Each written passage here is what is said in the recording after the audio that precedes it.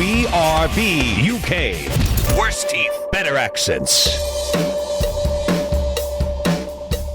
Hello, and indeed ahoy hoy. I'm stretching out the words in a different place this week for no good reason. My name is Dan, welcome to BRB UK. Tis episode 413 of Above Mentioned Podcast.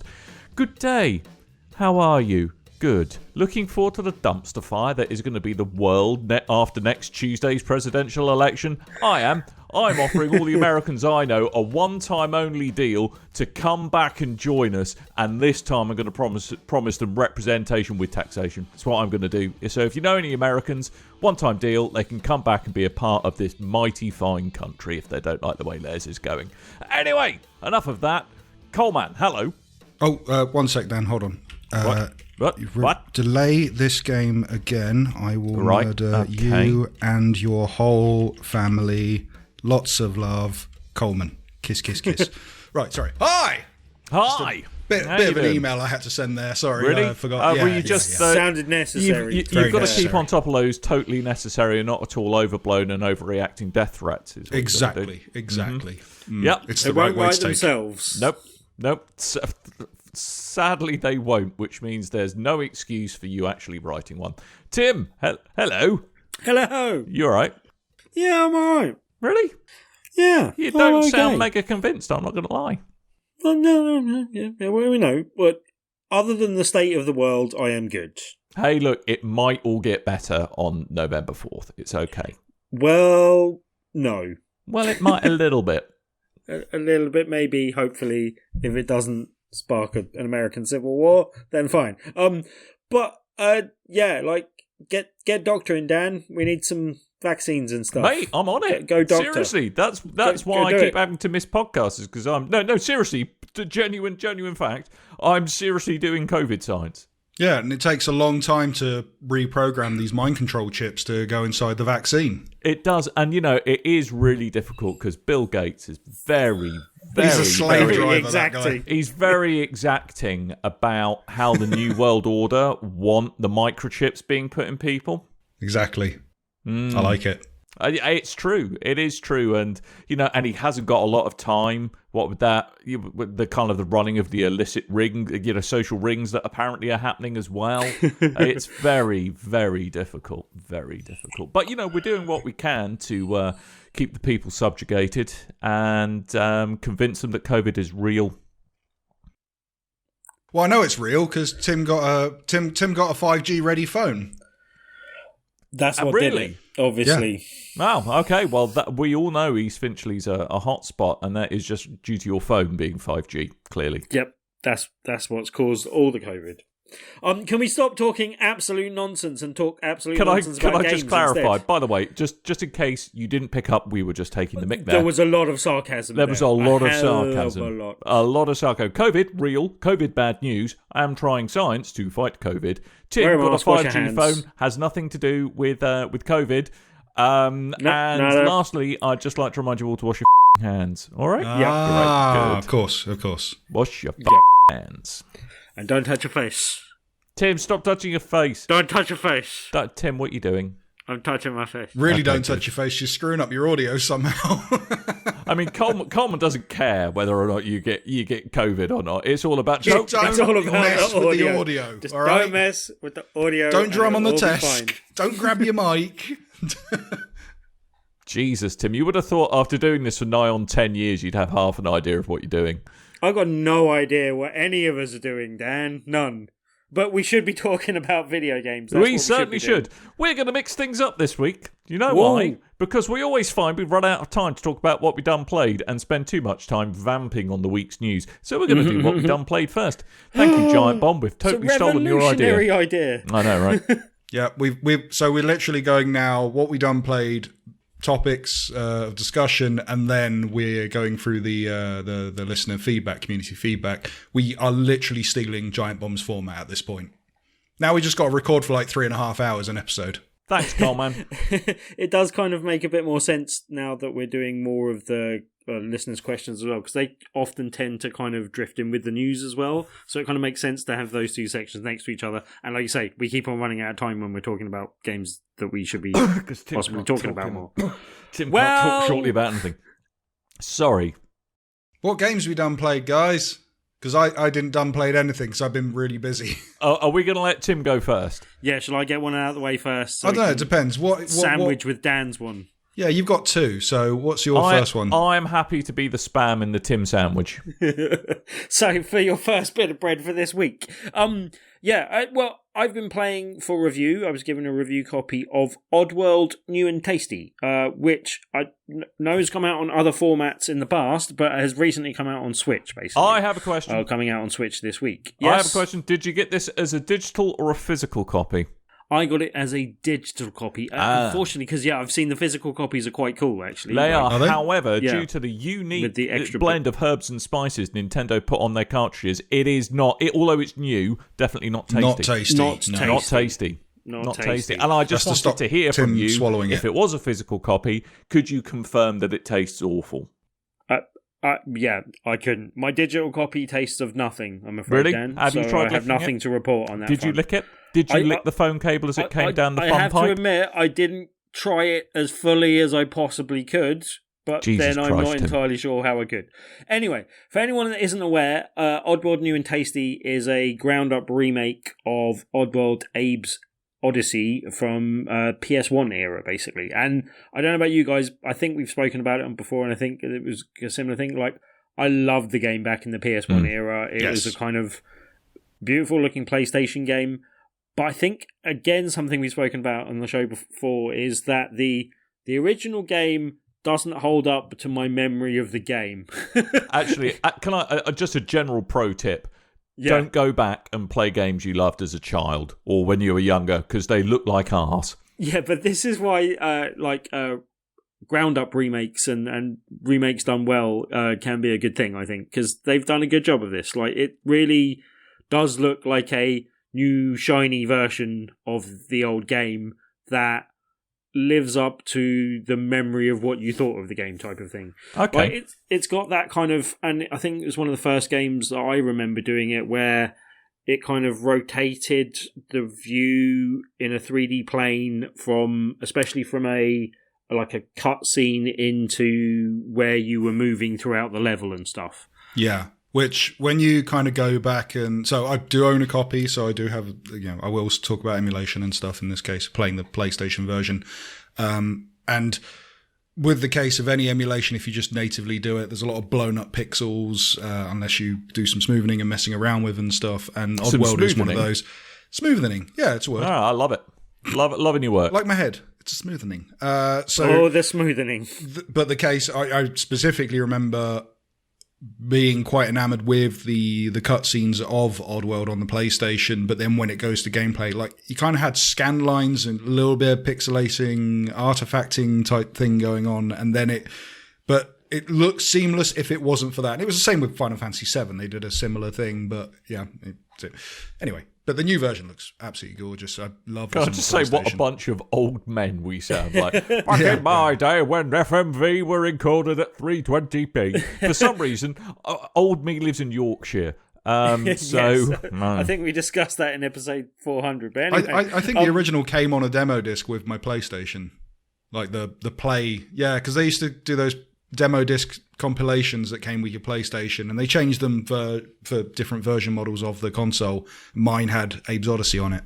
I remember picking up the game at launch and being really excited about playing it, and it kind of definitely delivering. And I think one of the best menu screens, like opening before you even get into the game, just the fact that you could do the whole game speak thing with him, and do the whole fight. Yeah, and stuff like that. They've replicated that as well. And and it's there again, and it was just nice to see and kind of fiddle with. I probably didn't spend as much time as I did with it originally. The fart jokes aren't as funny when you're in your 30s. Yeah, that's possibly it. But come on, be honest with yourself. But yeah, like, they're just as funny. You just secretly, they're more of a guilty pleasure. I'm pretending to be an adult now. As far as I can remember, and it's a bit since I've played through more than I think when I played the original game, as in Abe's Odyssey, recently. I've only played the first couple of levels, if that sort of idea. Whereas this, I've obviously played a bit deeper into to have a go. Got through all the levels with Ilum, if you remember him. I kind of hadn't played with him for a while, but he's the kind of thing that you ride and it goes a bit faster and you can jump over things and stuff. But yeah, anyway, it's something I'd forgotten about and only remembered when I'd got to that point in this game, basically. But yeah, anyone that doesn't know the general story, like you're playing the character of Abe, who kind of was Employee of the Month at one time at a company, that kind of he finds out that they're planning on turning all of his people into snacks, basically, to kind of boost their falling profit lines. He stumbles upon this and then kind of goes on an adventure to free his other Mudokons. Are they Mudokons? I used to say Mudokon, but I'm assuming that that's something I read as a child, so it might be wrong. I'm not sure of the pronunciation, but yeah, like, and it's a kind of action puzzle platformer that, yeah, like, I don't know, I still have a similar feeling, and this is obviously from just me, where I prefer the kind of exploration-based puzzles rather than the kind of very slightly demanding action platform bits, basically. It's a very exacting game. It really kind of, yeah. I think there's more emphasis on the puzzle than the platform, and a lot of that puzzle is reflex-based, as well as trying to work out, like, pull this lever to make this thing happen, but if this thing happens, then this isn't accessible, so you got to kind of move to this area to pull the...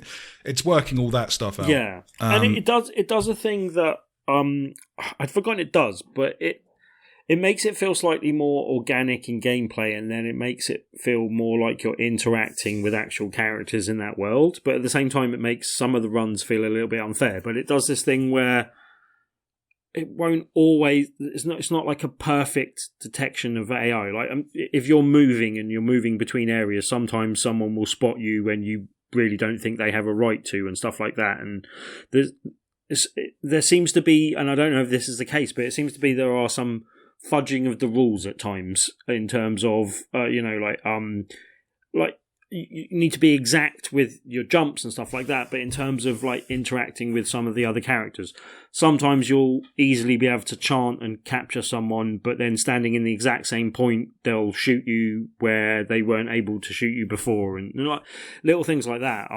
Does it kind of ever feel unfair? Is it a bit selective about how pernickety it can be sometimes? Right, and I think yes, and I think also, and as I said, for me it might just be it's a bit overly demanding in some of the kind of platform areas, but I don't know, I don't mind it as such. It does feel that there are load times in there that you would have thought in the modern era and with everything else they should have been more diminished than they are, and I don't know if that's a deliberate thing to keep it so that you've got that slight kind of I don't know, there's definitely something in this game where you don't like killing Abe, even though Abe is going to die quite a lot. You know what I mean? Like, he makes a really like sad noise when he dies, and like you don't want to kill him. Tim, I would like to hear a dramatic recreation of that noise, please. No. Yes, Coleman. That's a pretty good version of his laugh. Yeah. But yeah, like, I mean, it's got the classic kind of, hello, follow me, and all the stuff that everyone kind of knows from that. Okay. Oh, yeah. And yeah, like, I don't know, it's really nice, and I kind of have enjoyed playing it, but I would be slightly concerned if someone hadn't played it before and was coming into this game. Does it hold up in terms of, I don't know, maybe more like 5-10 years ago I would have said that it doesn't like pull you through the game as much as modern day games do, in terms of like spoon feeding you exactly how you interact with things and exactly how things happen. Like, I don't know, I don't remember previously, but in the previous game I don't remember there being a kind of visual clue to the audio clues. you know when you kind of got the audio things where you have to whistle and fart in a certain order to get past people. I like playing that game, my local branch of Budgeons, to be fair. There's a succession of things where you have to mimic the password, or know the password to get past the point, or mimic what they're doing. I have a question. Do they call it an arse word rather than a password? From memory, like, those were all just audio previously, whereas in this one, it gives you a little visual clue as to which type of whistle it's doing. There's a slight different... there's some notes, musical notes that come out of their mouth when they're whistling, and you can see the difference between the high and the low whistle, so you don't just have to go on the pitch of the audio. And I don't remember that being a feature of the previous game. So I think they've added little touches like that make some of the things a bit more accessible, but then some of the things a bit more easy as well in that sense. Oh, they totally have added things to kind of make it accessible and the way it looks and stuff, and it is all welcome changes. But then there's still that level of difficulty from the PlayStation, and now I'm gonna hand in my pro gamer card, because I will say, wow, playing on easy, because they added an easy. You are so 1337, Coleman. I know, but they added an easy mode to New and Tasty, which is how I'm playing through the game, because I just want to get through the damn story so I can get ready for the next one. See, one thing that I found odd about the game at the time, about an Oddworld game, Oddworld, but have been reminded is odd again now. Like, World. It seems to me that in the beginning levels in the factory, it teaches you the kind of mechanics of the game, and you think it's all going to be about saving the other people and, you know, opening the gates for them to go through and all that type of stuff. And then I don't mind that it kind of varies from that, but it seems to teach you things that you then don't do, like the chanting to take over people. There's almost more places where you can't do it than the places are where you can. And it kind of feels that it stops you from using the game mechanics at the time. I know I'd say that's more the case in stuff like that. But I mean, so spoiler alert, there are secret rooms that you have to go in and free Meducans in and stuff. And I find there's more of those rooms where they put in mechanics in place to stop you using the chanting to just take over a slig and shoot and work your way out that way. But especially within Rapture Farms, within the beginning level, there's more options to take over than none. But I think it's that thing of, here's a mechanic that you can, like, you see a bad guy, you know what to do. You take over their body, you shoot, you kill them, you do whatever you need to do, self-destruct, and carry on, pull a lever. And then the further you go out, it's like, right, you know how to do that, but now we're going to take that away from you because there's going to be all these obstacles in your way. And it kind of works. You know, it's that ramping up difficulty of the 90s platform puzzler, I guess. But yeah, anyway, that just seemed like an odd thing, because you seem to spend a lot of their time there afterwards going around and doing other things other than freeing people and getting back to the factory stuff. But yeah, I mean, I don't know about... I think, again, we may have discussed this before, but when I originally played the game, it was one of the first games I remember doing it with a thing where you get to that point and it says whether you've saved enough of the Meducans, whatever.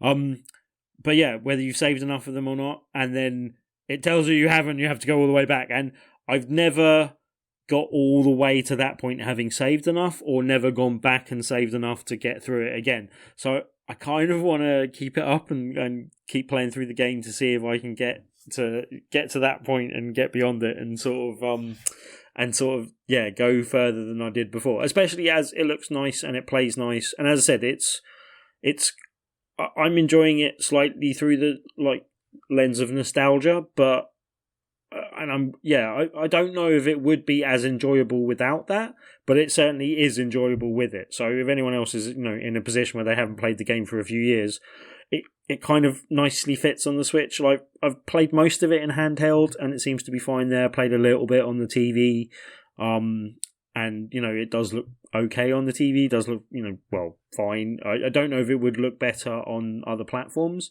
but I think it's one that works quite well for the handheld sort of being able to take it on the go and be able to pick up and play here and there as well. Sort of I mean, one of the things I often struggle with when you kind of get these remakes, it sounds like they've been quite cognizant of this, is that kind of remakes or HD remasters or whatever they are these days can feel almost too slavishly tied to the source material.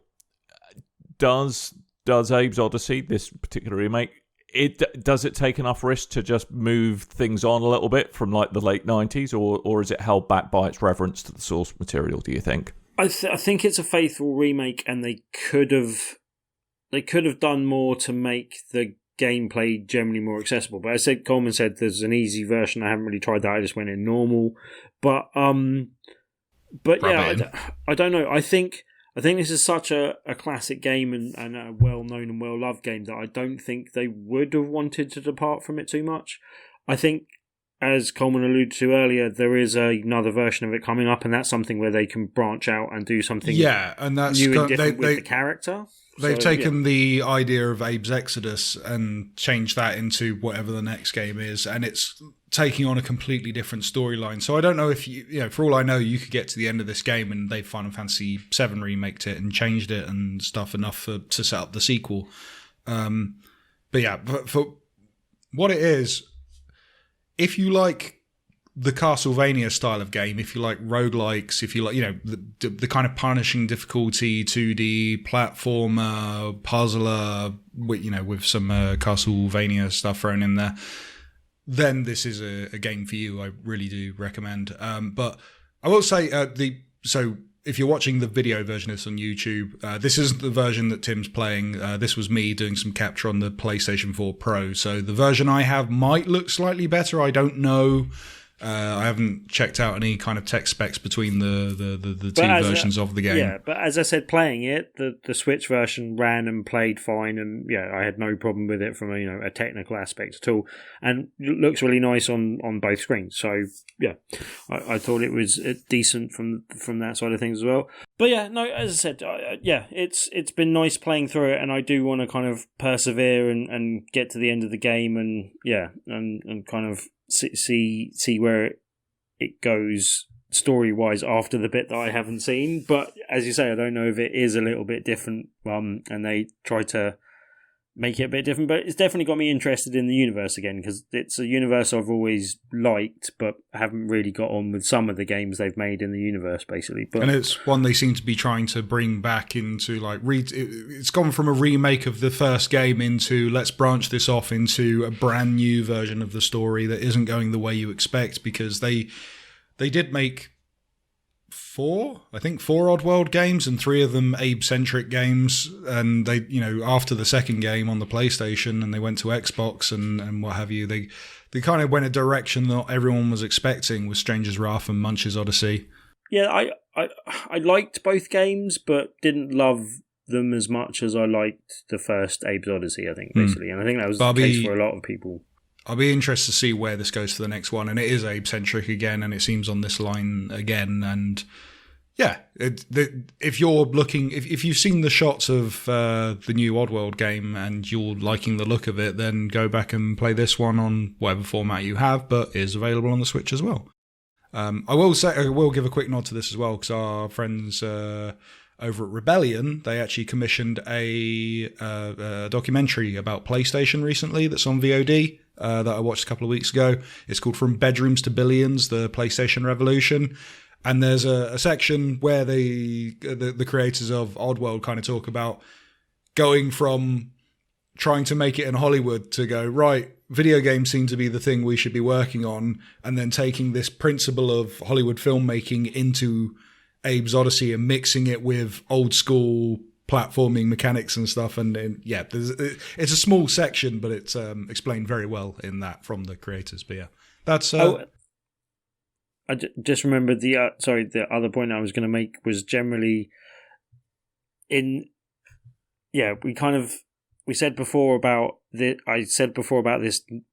possibly not going down as well as having to like spoon feed people through the whole thing and kind of teaching them the mechanics. But I think in present environment where there are a lot of action platformers that have been quite hard and a bit more old school kind of nature about them, I actually think this fits quite well in that current environment. No, like it's another one that sits alongside them, and people that may not have played this originally, but have played stuff like Hollow Knight and Dead Cells and other things more recently, kind of thing. That might be something that this may interest those people that have played those sorts of games and not this before. So yeah. Watch That's those Oddworld, hands punching new that and mic, tasty. Tim. Yep. Oddworld, new and tasty. Pick it up now, or if you've already got it, nom.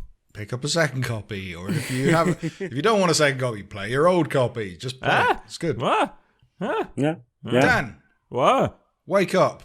Noita. What? Noita? What? Strange word. What does Is this it mean, what you've been Dan? playing? Noita. Except without the bad Japanese accent. Yes, Noita is a game I've been playing on the PC. It was in early access till recently, and once it crossed the final furlong, I ended up picking it up. So, hey, look, roguelikes, they're a thing. I like being a wizard in a roguelike. You're a wizard, Danny. Oh. And a thumping good at that. Well, no. Oh. No? I'm a wizard who Not is a good particularly good at You're blowing bad himself up whilst... Bad wizard. it turns out fire whilst in a bath of whiskey, bad idea. I mean... These are the situations you You will don't have find to be a yourself wizard in to know Noita. that, Dan. You will find yourself having tried to escape from some wee beastie, and you've ended up jumping, taking a leap of faith, ending up dropping into a ginormous pool of whiskey, and you're trying to, incinerate the bad mans who put you in that situation, and end up lighting fire to the whiskey, and therefore yourself and dying. Oh. Can happen. Is this a regular Friday night for you, Dan? I've also pre-COVID? chopped myself my own head off in Noita with a circular saw that I conjured. That was not good. What else happened? Yes, I broke some ice and it fell on my head. That killed me. So what I'm getting at, really, is Noita is a game where possibilities, and I know this is a cliche, are practically endless of the ways that you try and do things to the bad people and other objects that try and do you harm, but 9 times out of 10, it's a comedic death for yourself.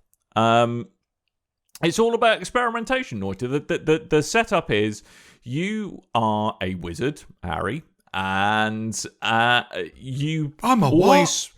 what? You're a wizard, Harry. And a thumping good. I know. And you start off at the mouth of a cave in every run, and descend down through that cave, or you can try and explore in other directions in the world in which you live. And every run is unique. Every run is completely randomized, and actually would you say it's procedurally generated? Well, indeed, this is procedurally generated, and I think the USP for Noita is that all of the materials that you encounter in the world, it's a 2D side scroller. Up and down scroller. It's 2D. I know what I'm on about, even if you don't. I know what you're talking about, and those watching on YouTube will know what you're talking about. Yeah, and it's all about everything in it is actually simulated. So something that's made out of wood fire will spread along it, as opposed to like some wet soil, fire will go out in that. What? And it actually makes it really interesting to play, because you try and set up scenarios where, if you've got a particularly difficult enemy that you're trying to get rid of, or a bunch of them, that you almost try and like lay a trap for them and work out how to use the environment to your advantage. And kind of on top of that is being a wizard. You like a wand. Wizards love wands, right? We all know that. Well, Wizards love a wand. The wand chooses the wizard, Dan.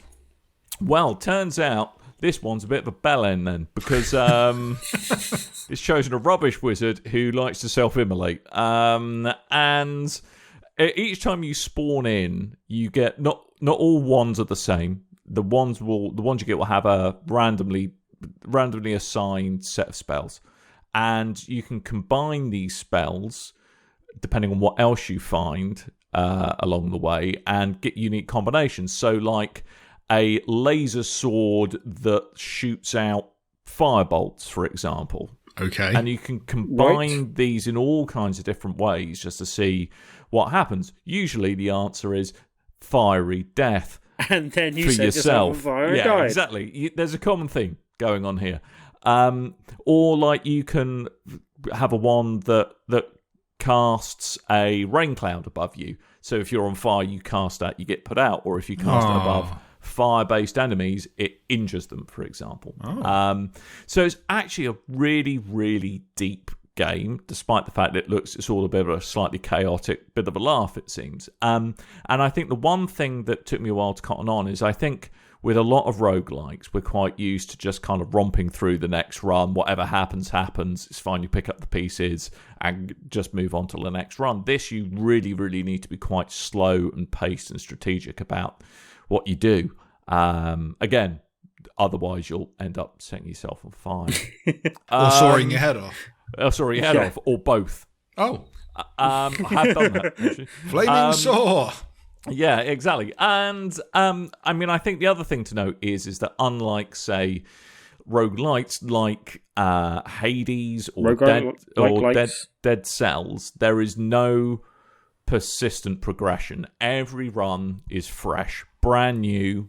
Exciting. You start from absolute scratch. So that's another reason if you find a really good, just happen to kind of stumble upon really good combinations of stuff in that particular world seed that you spawned into, it kind of incentivizes you to try and stay alive, to make the most of it.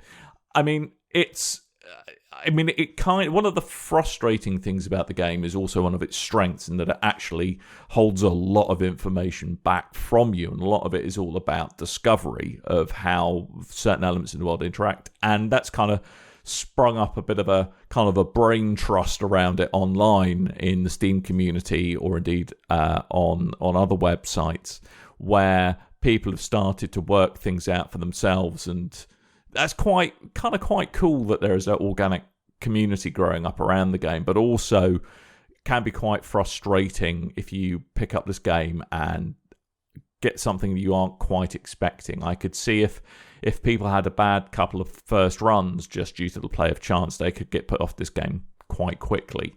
But look, I'm absolutely loving this game. It is one of the most unique, fun, silly yet serious games that I've played this year, and the 2D physics simulation in it is really, really good. It's like you can just try stuff out, see if it works, and often it does. And even if it's like there's a lava pit in front of you, but you've got a big you've got a wand that shoots water, or a bottle full of water. If you squirt the water at it, the lava will harden and you can go past. So even things like that, it's we don't condone trying that in real life. No, don't do that. Not with a squirt. Just for the record. If you've got a magic wand, go all crazy. It's fine. Or a soup soaker. Soup soaker do it, wouldn't it? Soup soaker, fine. Super Soaker versus Volcano. I will say, kind of looking into this, I was trying to get footage ready for the show, but looking at the way it plays, it is very much it's kind of the visual fidelity of an Amiga, but the kind of mechanics of a high-powered PC game and the way the particle movements and things work. So it's very impressive looking, is what I'm trying to say. It looks like childhood, but the way you remember games in your childhood. Yeah, I mean, it's a super fun game. It's, if discovering how the world of Noita works is something that sounds like it would appeal to you, you're going to love a game like this. Is it true pick up and play Dead Cells friendly levels of enjoyment? Probably not. No. I've looked at the wikis that go alongside this. Yeah, I mean it's pretty hardcore from that point of view. The but score. If that sounds like that voyage of discovery is something you would like to embark upon, then Noita's. I love the game. I think it's great, but I also don't think it's for everybody. So that's Noita, available on Steam. I think I picked it up for 13 Great British pounds. I'm not sure what the price is currently. I think it's about like $12.99 or $13.99 or something. Because I was like, when she listed it last week, I was like, should I give this a go for next week? And then I remembered I've seen like a million Let's Plays of this and gone, no, I'm not ready for this yet. Yeah, it's great. So Noita, Steam, pick it up. I've enjoyed it. If it sounds like it'll tickle your undercarriage, check it out. Good. Tim? Yeah? Money. You spent £100 almost on Mario Kart Live. Tim? What have you invested in? Something you should both have invested in. No. For 2 reasons. It's not an investment. One, it's fun, and we can play in 3-player. That's a good thing. Yeah, but we have to be together in person. And that is against, so maybe that is save it for against another the time. rules. I'm tier 2. Boris Johnson won't let us. But Dan, reason number 2 is particularly directed at you. Does this involve my cat? Because you said way back about 4 years ago that you weren't going to get involved in VR at the moment because you saw a brighter future for AR just around the corner. And I said, it's quite far around the corner. Yep. And you said, well, no, wait. And now you've waited 4 years and me and Coleman have been enjoying VR while you have been sitting there not doing so. In fact, I believe Dan said that AR's right around the corner, and I wish to take that corner at blistering speed with a Mario Go-Kart with a camera sellotaped to the top of it. Whilst imploring people to eat my dust, I think was how I finished off that conversation. But this is literally giving you the chance to do that, Dan. But this is the best use of AR I've seen in gaming so far, basically. Okay, right? But how? Why? What's going on? There are other things. But for anyone that doesn't know, Mario Kart Live Home Circuit, which is a slightly lengthy, wordy title, is a kind of physical cart, if you like.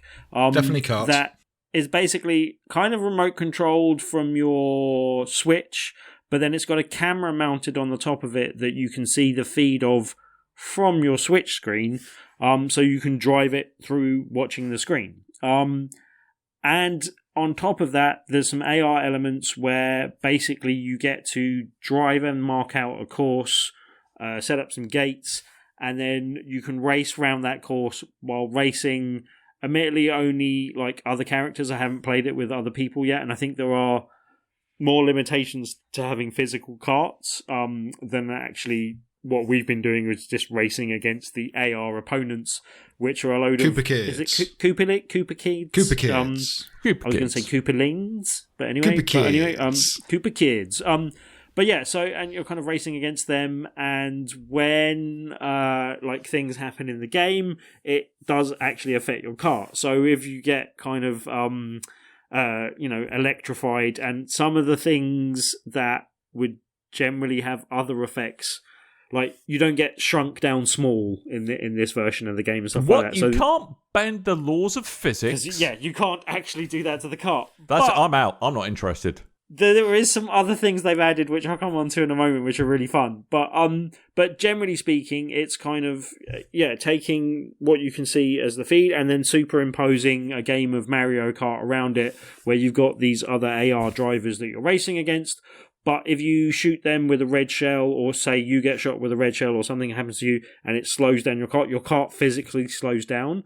Likewise, if you're using a mushroom to get a speed burst, you can actually watch the car get a little speed burst as you press the mushroom and stuff like that, and it speeds up.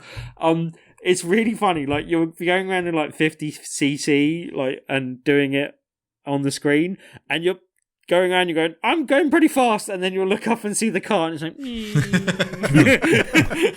that is quite sweet. Oh, it's really quite smart. But yeah, it's obviously the difference of scale kind of makes a difference to the how fast you think you're going in terms of speed as well. Is one far away and the other small, Tim? Is that what you're trying to say? All right. But as you race through different cups, and I'll come back to the cups in a second as well, but as you race through the different cups... I have a question. Can you actually race through a cup?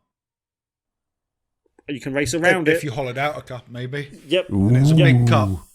Big cup, big race. There you go.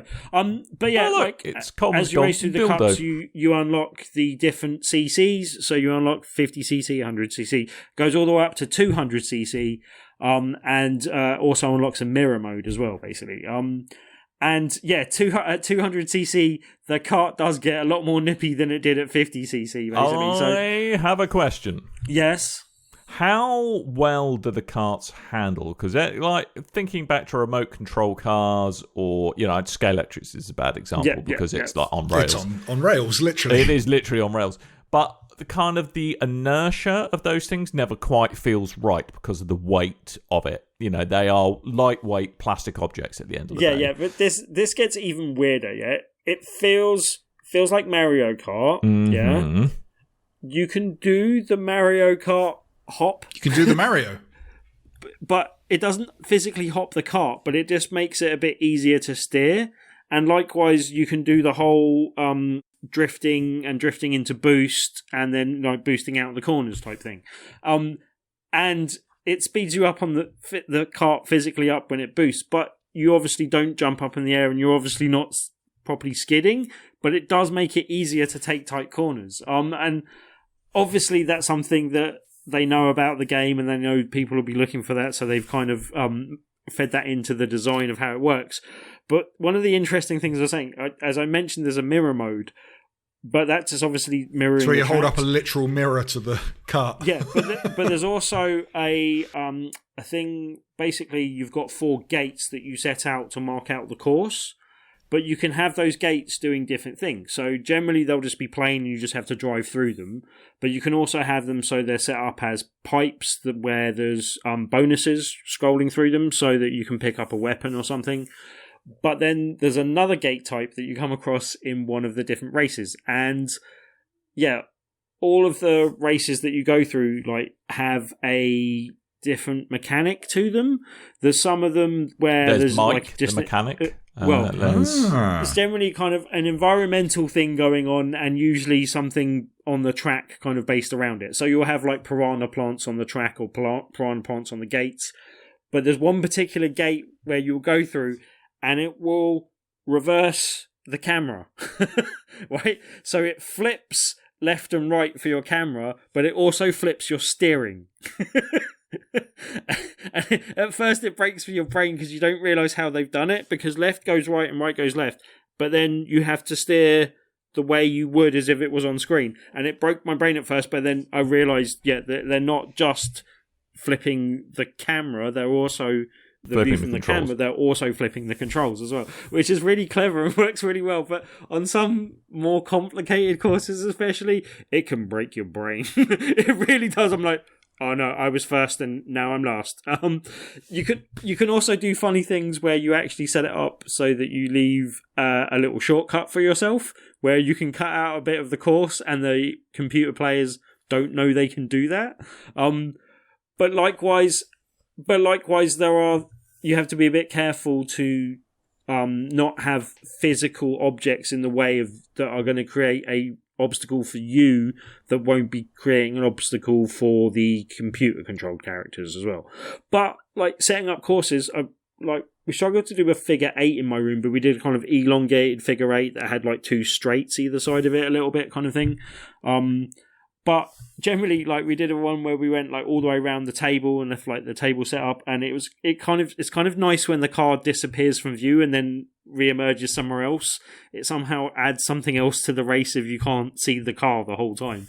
And we did one track where we did like multiple rooms.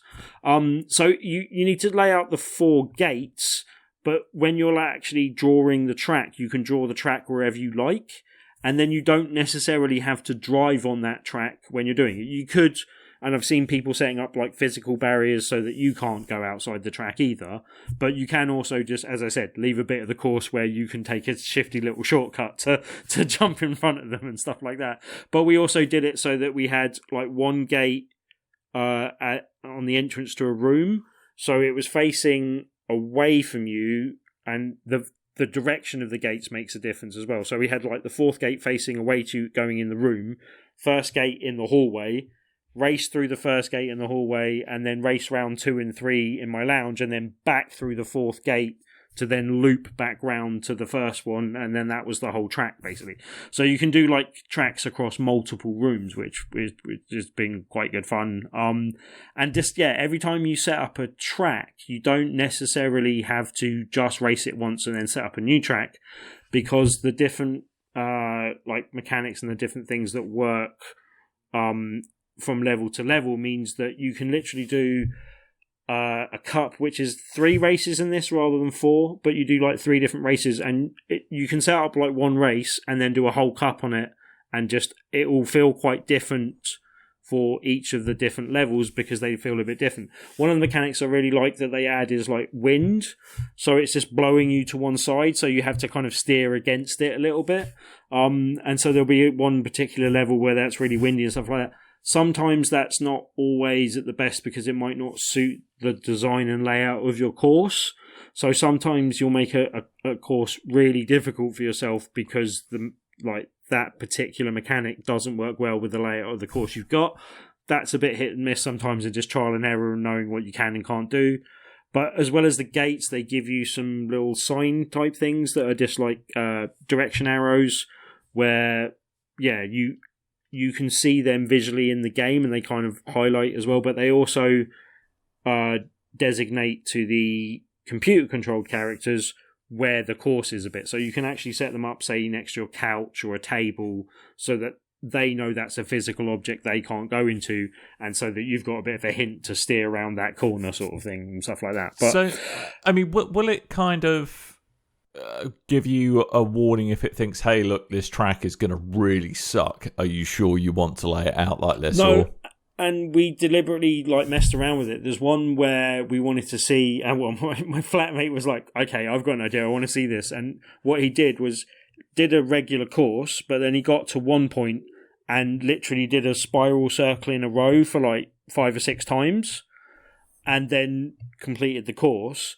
And whenever we were driving it, we just had to drive straight over that bit, but all the computer-controlled characters were driving the whole spiral before they could come out of the race, basically. So you can mess around with it a bit, and it's one of those things where it's a case of, well, how much do you want to cheat? And as I said, you could put physical objects in the way, but even with stuff like that, it would be difficult to actually drive that spiral. So literally all it expects you to do is just to hit the checkpoints in order. It doesn't necessarily keep track of if you went off where you've drawn the track. Okay. Yeah. And you've got like the where you've drawn the track is where the other drivers will drive. Ah, gotcha. You don't necessarily have to drive there. You just have to go through the checkpoints in order for the right number of laps, basically. Okay. So, as I said, you can mess with it a bit, but you can also be a bit strict with yourself. You could also add more objects in for yourself than the computer characters would have to mess around with and stuff as well.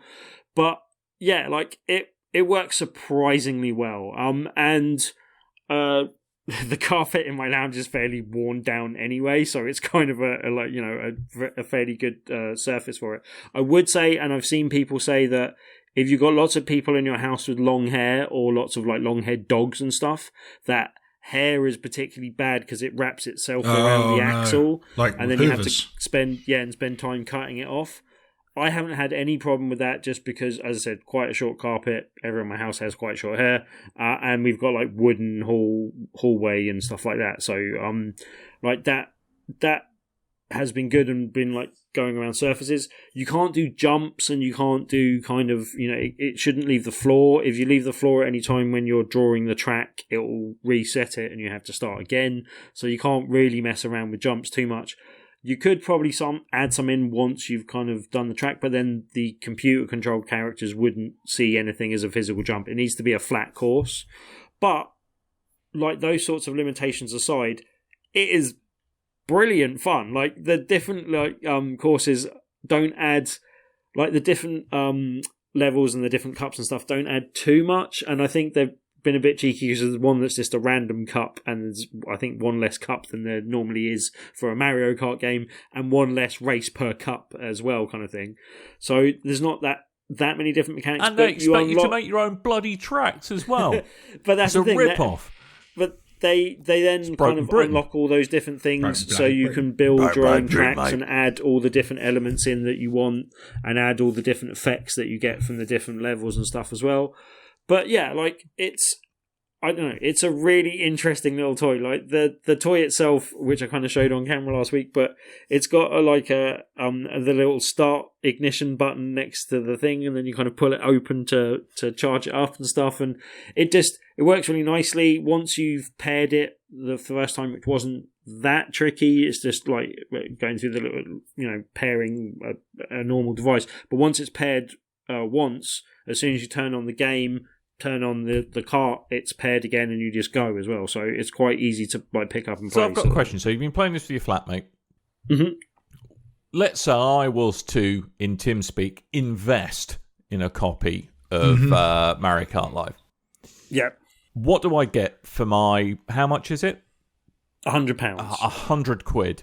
Yes. So £100. £100. So you get the small cart. The small cart, which is a nice little toy in itself, but so you get one or two of those. Got the camera built in, just the one. Unfortunately, just the one. It would have been nice to have a dual set where you get two, but you still need another Switch, obviously, to have in the first place. But then the game itself is a free download, but don't bother downloading it by itself because it's completely useless unless the cart's turned on, basically. Clever Nintendo. Yeah, see. And then you get the 4 gates, which are kind of big things made of cardboard. Bill, Melinda, and their 2 kids. Lovely people. They're fairly sturdy, but considering that they're made of cardboard, they've got... You kind of need to weigh them down. You can print out replacements, but you have to do it through the Japanese website for some reason. Oh, right, okay. But then, the only problem I found with them is they're not very easy to pack away unless you're going to be wearing out the bits that if you pack them away and fold them flat, I'm worried if you do that every time you're setting up and putting it down that they could get worn out a bit. Also, you get 2 of those little arrow things that I was talking about that kind of light up and go luminous in the races as well. They do say you can only use 4 gates, but you can use extra ones of the arrows. So if you were to get another set and I was using a set, we couldn't use more gates together, but we could use more of those arrow things at one time. I'm going to try and recreate some of those arrow things and see if they'll work. I don't know if there's some sort of AR coding in them that they recognize from the print or something, but I'm going to see if just copying them makes it able to pick up in the same way that it does with the originals. Apparently, or whether you can buy more of them. I don't know. Apparently, you can print more arrows out. That'll work. Cool. That'll be good. So that's something I'm going to do and mess around with at some point. But I knew it's slightly expensive going in, especially as it's a slightly reduced Mario Kart. I was kind of factoring into the price that I was buying a game, which is normally 50, 60 quid on the Switch sort of thing. But it's not a full game of Mario Kart that you're getting as part of the equation. That said, I am not unhappy with my purchase. This has been a really cool little thing. It was even actually playing it was in some ways better than my expectations, and my expectations were pretty high. And it's been an enjoyable little thing that I really enjoyed. My flatmate is okay, how much are one of these, and how much is a Switch, and when am I going to get those? Oh my god! What is the meaning of that's life? The killer app, is it? Yeah. But, mate, I could see, and I think they've got it out at a good time, I could see this being something where as more people get to see it, and the only problem is that this year that's a bit harder to do. Going around other people's houses and seeing a physical toy is a bit harder to do. So getting out there and people getting to review it and talk about it. I bought my own copy, as we alluded to with Stupid Sounds. But, yeah, I can see it being quite successful as long as enough people get to see exactly what it is. And I think that's the only fear at the moment, that's going to be a harder thing to do in current environment. But I could see it being really popular in time for Christmas. If you've already got a Switch, and you can't really afford another console for your kid, I think they'd be quite happy with this as a Christmas Day present, basically. But as I said, I've really enjoyed it, and the only downside is I need It's not an investment. The chance of me getting... It's not an investment, Timothy. I used it as we've been saying anyway. But yeah, if we get 3 other people to buy it, like that would be really cool. Like doing a 4-player Mario Kart race in AR would be, yeah, I'd really like to see that. But the only problem with that is they've only got Mario and Luigi out at the moment. So hopefully in the future this gets popular enough that they can do Toad and Peach and a few others or whatever. I'll tell you where I am with this, Tim, because I've listened to your argument now. I've watched a lot of videos on these. I like the tech. I don't think the tech's fully there from some of the videos I've seen, some of the capture I've seen. It seems the best way to get like the best performance out of this game is to get an Ethernet connector, so you're connecting your Switch directly to your router docked, because the connectivity is Wi-Fi, not internet, but local Wi-Fi based. To the car, and setting a track around where you're seated seems to be the best way of doing it and keeping connectivity. Okay. That say, looking at a mouse-eyes view of your room and like being a little person in a big room, that's all very interesting. And not knocking you for buying it. If I had children, I probably would be picking this up. If you had children, you wouldn't be able to afford to pick it up, possibly, but yes. Yeah. If I had children, I'd be picking this up because it looks great for them. Looking at it as it stands, I think I would be bored of this within a weekend. Yeah. So £100 is a steep... The only thing is you do have to clear it strikes me as a bit of a laugh. It's something I go, oh, that's a bit of a laugh, isn't it? And then possibly not go back to it. Yeah. If I didn't love Mario Kart, it would be a much harder purchase. But there's also the fact that this thing will sit quite happily on a shelf and look nice, even if I never play it again, type of thing. And there's a good chance, just like the Labo stuff, like there were Labo kits for £80, and then within a couple of months they were sitting £20 in the bargain bin. So there's a very... Labo took up a lot of space, though. I mean, this is biggish, but not huge in terms of box space. But I don't know. I really do think it's one of those things where I don't think you will appreciate it enough until you've seen it and played it and gone, oh, okay. Oh, right. Okay. Yeah. I kind of get that now. I'm sure. And yeah. But one day, hopefully, you guys can come around the house and actually play it and see what you think. But I will say, Tim, you've spoken so long about Mario Kart Live Home Circuit that you have, in fact, run out of footage, the 20 minutes of footage I had set aside for you. So well done. Yep. Well done. Well done, Tim. Well done. Achievement there. Well done. Me and Coleman totally weren't messing each other going, how long is this show? Kill me. Kill me now. Jeez. We've almost got time for some news, I guess. I will... Right. Yeah, no one but in. I will run through this like a mad demon. I have a question. Go on then. I've been lucky enough to get my hands on an RTX 3080. Can I happily look forward to playing Cyberpunk 2077 in about 3 weeks' time? No. Why? Cyberpunk 2077 has been delayed again. It's now got a new release date of December 10th, so it's only 21 days difference you've got to wait. There was a big statement put up on CD Projekt's Twitter page, and it seems people working on Cyberpunk, PR people working with Cyberpunk, people working on the Twitter for Cyberpunk didn't know it was getting delayed. The higher-ups did, and didn't let them know until the very last minute when it happened. In fact, a lot of people are citing on the Twitter for Cyberpunk's official Twitter page. They've put out tweets going, definitely not getting delayed again. Definitely coming out in November. Definitely this. And then less than 1 day later had to go, we're delaying the game. So it's not a good look. Do we want to take any each way bets on this show? Not that could it be delayed into 2021? Could it be delayed? I wonder if it might. I don't think you could now. And the weird thing about it is it went gold and then they delayed it. And that's not that weird, though, is it? Really? Very explainable. Well, I think the reasons they cited were optimization for next-gen platforms, I think. Yeah, there was zero patch, no? Adam Kaczynski. He was on a conference call reported by Pat Business, and he said that there's no further planned delays like after this last pushback The PC version and the next-gen versions of the consoles are ready to go. It's that they're finalising the process for PS4, I'm assuming Stadia and Xbox One consoles and services. But once those are done, they're ready to go. The problem they're having is they're trying to finalise several different versions and playtest all the versions of the game. Yeah, 9 different versions, I think. So that's Xbox One with Xbox One versions working on Xbox Series S and X, PlayStation 4, PlayStation 4 Pro also working with PlayStation 5.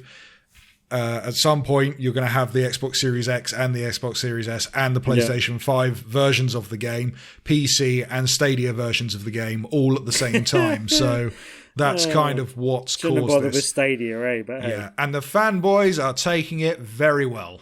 Yes, they are. Oh, yeah. That, Very, as very as good. well-reasoned denizens of the internet tend to do. I did like one of the internal team at CD Projekt Red that are working on the game when I've been working on this game for this many years and I'm starting to think it doesn't exist.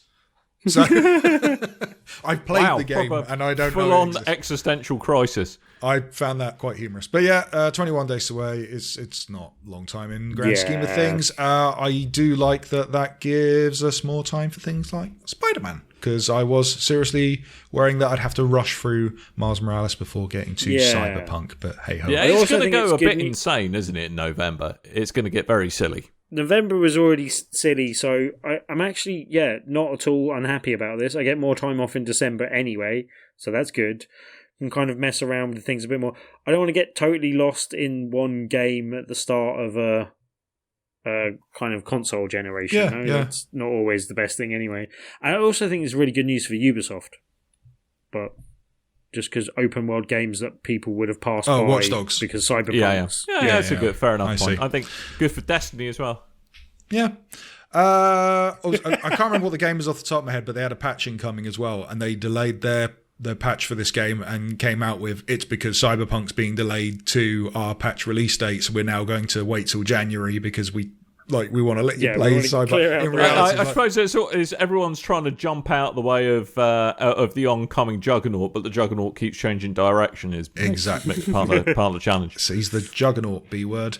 Juggernaut. Speaking of delays, there was meant to be a launch title for PlayStation 5 called Destruction AllStars. We've spoken about it in the past. This is the kind of Destruction Derby on Rush, Rocket League-y looking type game. The one I was planning on picking up at launch, but you're not going to be doing that, Tim. Has now been delayed to February 2021. This will now instead be released as a PlayStation Plus game. Hey! Which is good. Apparently they're refocusing the game more on the multiplayer aspect than what was originally going to be the launch game, because that's all feedback seems to indicate to people going, oh, this is going to be like the next big Rocket League thing. Oh, we better retool the game to be the next big Rocket League thing.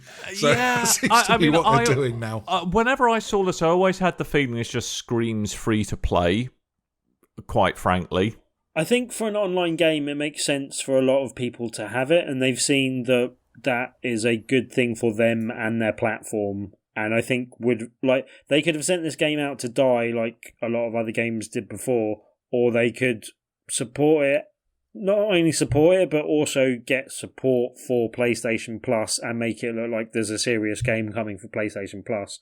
So, yeah, as I said, other than being slightly upset, this one game I was planning on picking up at launch, I'm not unhappy about the fact that that's just saved me some money and I'm going to get the game for free. So splendid, free people to play it with. Included in the subscription price. On the site, and also if you've pre-ordered the game, you will be refunded for your pre-order. Although I heard some rumblings that people that pre-ordered bundles with the console and the game had their pre-orders cancelled, but then I heard further rumblings that that's complete BS. I don't know. Someone inform me if you like. Rumble. Yeah. Right, and on that same line, as well as Destruction AllStars coming to PlayStation Plus, Bugsnax will be launched on PlayStation Plus. That will be available from November the 12th till January the 4th. They have been very careful in their wording to say only PlayStation 5 console owners which they don't usually do. They say PlayStation 5, which means you can go onto the website, download it. To your thing, that's what I did with PS4, so I had all the games ready for when I finally got the console. A little bit worried the way they're phrasing that, but hey, I should have a console in time for then. It is what it is. Yeah. There was also a Nintendo Direct Mini Partner Showcase, but we're running low on time, so we can't really go through that. The big kind of head titles are Bravely Default 2, delayed to February 26th, 2021. No! There's going to be Control Ultimate Editions and Hitman 3 versions coming to Switch, but they will be the cloud versions of the game. Can I just say that was very interesting. That was very interesting that they're embracing that.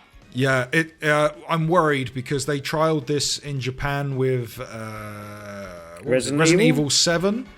And it's the same way as when they do like MMOs and stuff on the Switch. You can't put the game in rest mode or it resets the game. And I just don't think it's a viable way to spend your money on a game when you could play it on a different platform. I think you can try it for free for a little bit. I was tempted to just see what Control was like.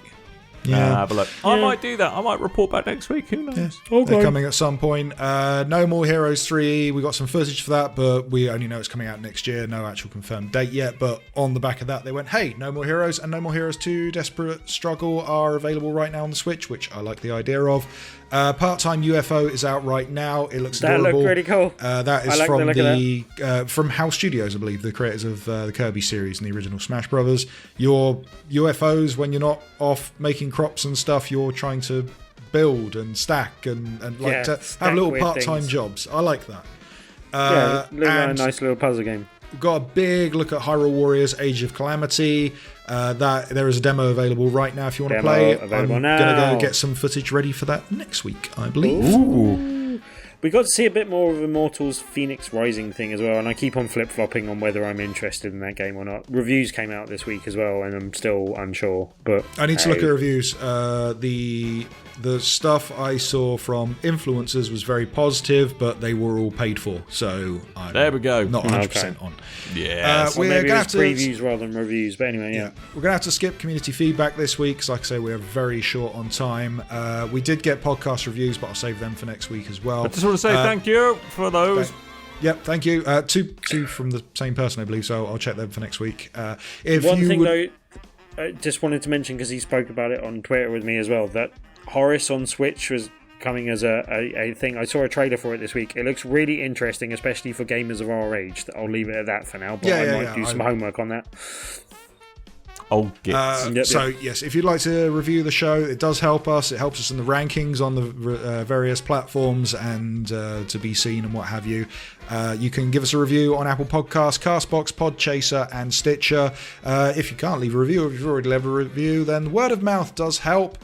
Tell your friends who like video games, who like podcasts. We're available, BigRedBarel UK. We're also available on YouTube, on BigRedBarel TV. We are. Word. Or if, people on Twitter, they go, hey, have you got any podcast recommendations? Because I always see those, because some people just don't know how Google works. Throw in a BigRedBarel UK, BRB UK, give them a link, all that stuff. Yeah. We got to go now, because we need to keep these shows to a strict 1 hour, even though we've gone over an hour, because Dan's headset is going to die and I need to do behind the scenes work because it's all very busy at BRB Towers at the minute. It certainly is. So all that really remains, aside from thank you one and all for downloading us and letting us nestle in your ear face, is that I have been Dan. I might have been Tim. I've been Coleman. Yeah, you have. 3 out of 3, lads. Well done.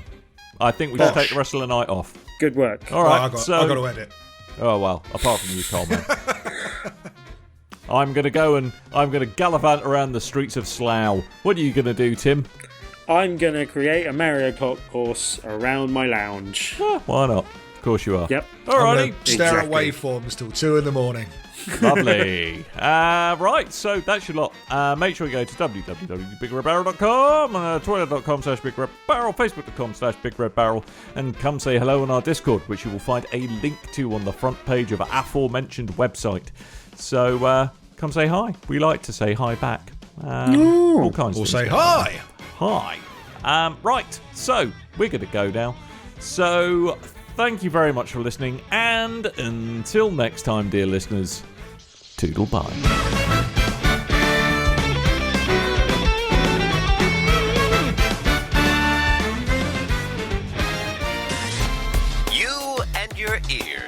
are quite welcome. For the podcasting goodness that you just heard, Why not roll on over to BigRedBarel.com for more podcasts? news, reviews, and videos from the biggest, reddest site on the internet, BigRedBarel.com. Can you be grammar, please, in an audio podcast or audio and video based podcast? Yes, Tim. For example, data, plural or singular? I think you'll find it's pronounced data. Data. Don't even start.